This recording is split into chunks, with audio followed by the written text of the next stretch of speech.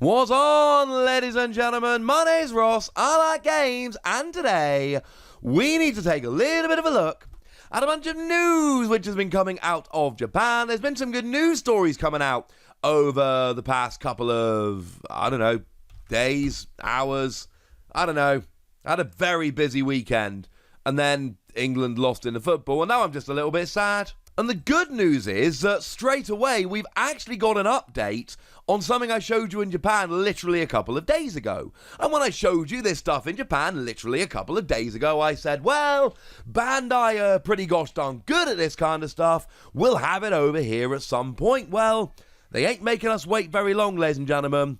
They ain't making us wait very long at all. You see, there is a Grand Prix going on at Gen Con, and it looks good. And it actually features all of that cool UlforceVeedramon and ImperialDramon stuff I showed you just the other day. So there is a regular way to enter, and if you enter regularly, you get the alternate art of Veedramon from BT2, a playset thereof.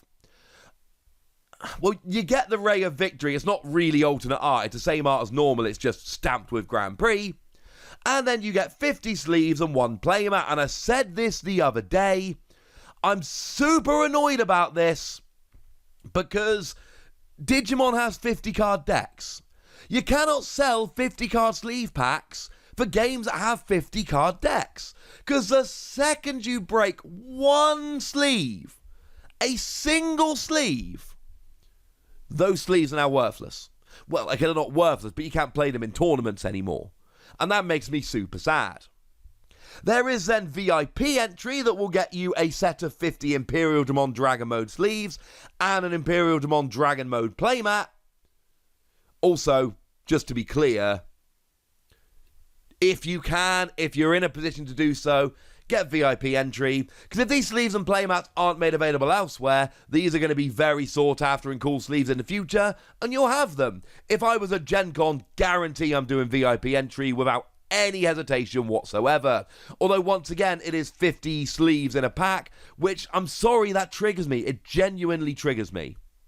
And then we've got the prizes. If you make top 64, you get the alternate art of Veedramon from BT2. They are literally just going up the BT2 evolution line. And again, it is stamped with Grand Prix and it is alternate art.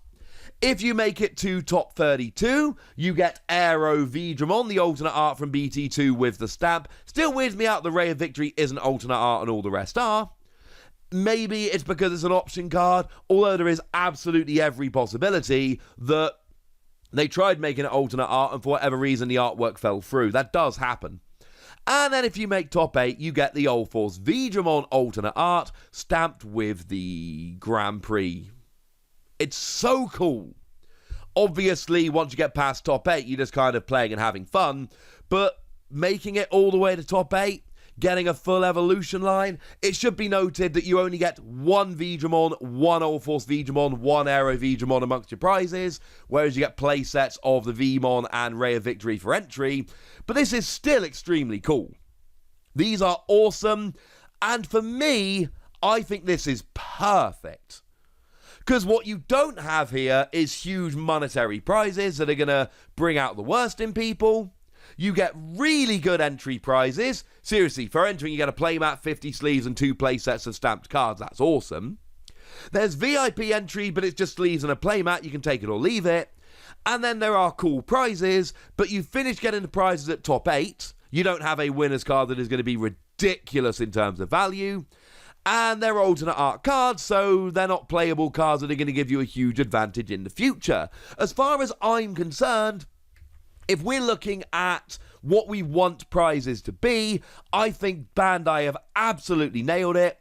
I think good regular entry, good but inessential VIP entry, and alternate art for prizes that stop at top 8. I think all of these are wonderful, wonderful decisions. Now, that leads to the very obvious question that I had just like a whole bunch of you. Hang on a second, what if I can't go to Gen Con? Now, with what I do for a living, I hope that in the future, Gen Con will be a yearly thing for me, that I will just go to Gen Con every year. There are all kinds of issues like having kids, USA being far away and expensive to get to. This year there's the whole COVID thing. So I don't know, maybe. But the one thing I can tell you is that I'm not at Gen Con this year. I would like to be, I am not. So like many of you watching, I'm thinking, well, hang on a second, I'm not at Gen Con, what do I do? Well, I've got great news for you. Number one, there is going to be an online tournament for Gen Con. We are pleased to announce that this event is taking place in person and online at Gen Con in September. Now, as it stands at the moment, the registration links have been put up for the offline version, i.e. the in-person version.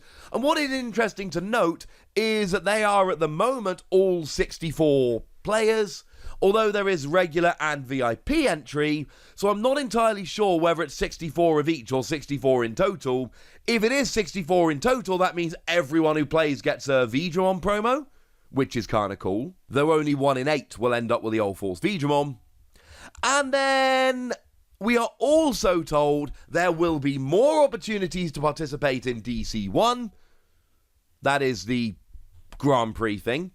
Grand Prix events with the same pricing, but Gen Con participants will get first access. So, to put this simply, this is not Gen Con exclusive, it is Gen Con first.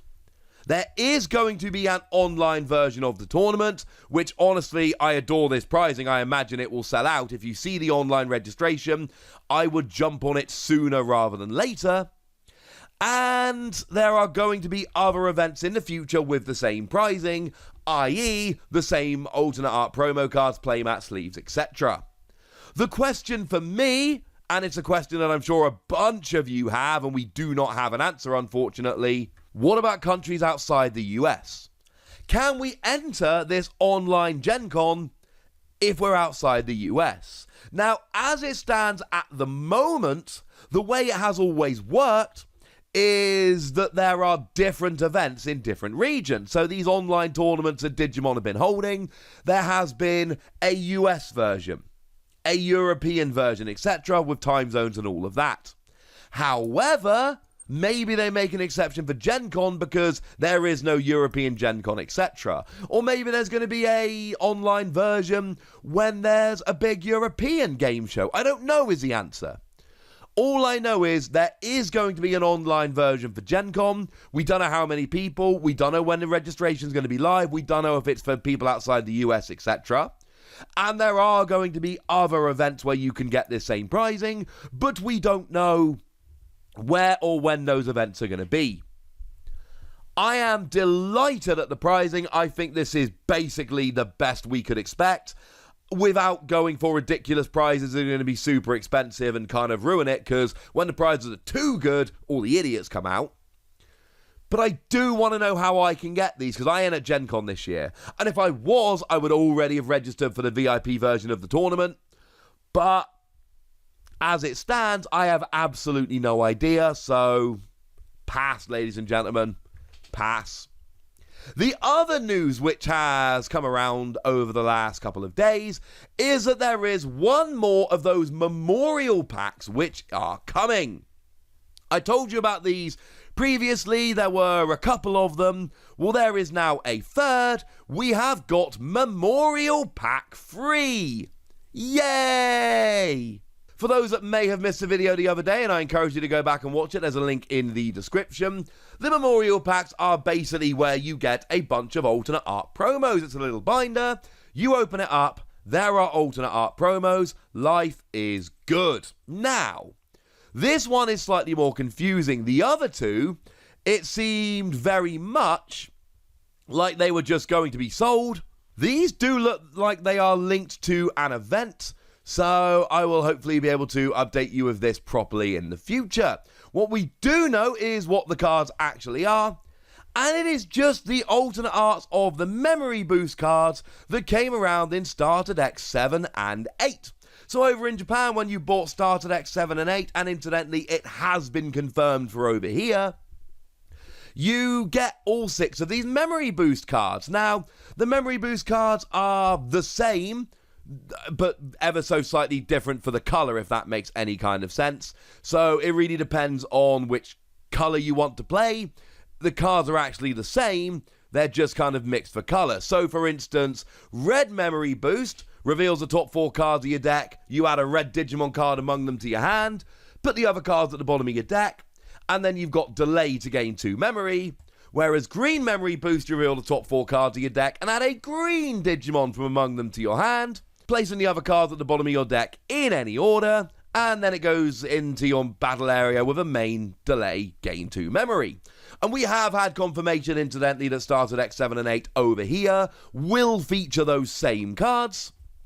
So that is absolutely confirmed. We are getting those memory boost cards in our starter decks, just like Japan did. Like I keep telling you, Digimon have been really good at making sure that the cool Japanese stuff does find its way over here. Well, these are just alternate art versions of those cards, but I think at this stage it's fair to say they are amazing versions of those cards. Hopefully at some point in the future we will get confirmation as to how these memorial packs are coming out over here. They're basically being released to celebrate the first anniversary of the game. We've now got 3 copies of them, or 3 versions of them, and I for one am absolutely delighted. We will have to see, like I've said, how we get them, but I think at this stage it is probably very fair to assume that Digimon is going to do something to make sure they make their way over here, because Digimon have been absolutely brilliant at making sure that these products make their way over here. So I wouldn't worry too much about it. I can't tell you for absolute certain, but I absolutely think it's fair to just make the assumption at this stage that we are getting them, and that is absolutely wonderful, wonderful news. And these are cool alternate arts. We've not got the best look at them at the moment. We've not actually been given the best look, but still, these are pretty gosh darned awesome. And there we go, ladies and gentlemen, that's the news. A new memorial pack, which I should say only has 6 cards rather than 8, but it's the memory boost card, so that makes sense. And then we've got the Grand Prix happening at Gen Con, which is good, but jealousy-inducing, but it's probably going to be fixed at some point in the future. So now it's over to you guys. I want to know what you think about all of this. I want to know what you want from these Grand Prix and all of that, and I want to know if you're going to be able to go to Gen Con and join in. So let me know in the comment section, would you? Go nuts! Be nice!